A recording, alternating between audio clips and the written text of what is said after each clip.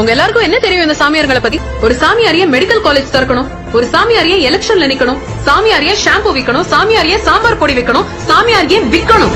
இத பண்ணா அத பண்ணுவேன், அத பண்ணா இத பண்ணுவேன்னு உங்ககிட்ட பேரம் பேசுறவன் வியாபாரி. அந்த வியாபாரத்துக்கு உங்க பயம்தான் மூலதனம்.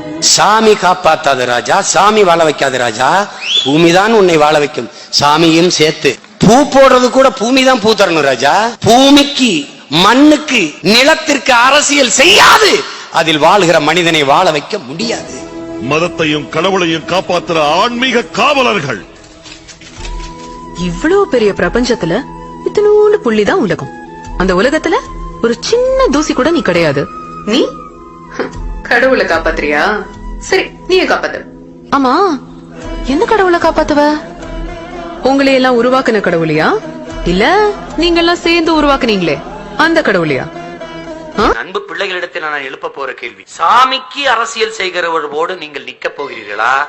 நீங்கள் வாழும் பூமியை காப்பாற்ற அரசியல் செய்பவர்களோடு நிக்க போகிறீர்களா? மதத்தை காப்பாற்ற போராடுகிறவர்களோடு நிக்க போகிறீர்களா?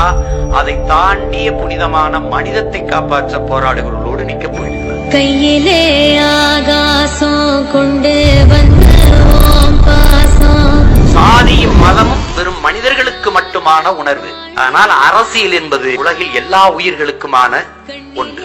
நீராட கஞ்சனலோ போராட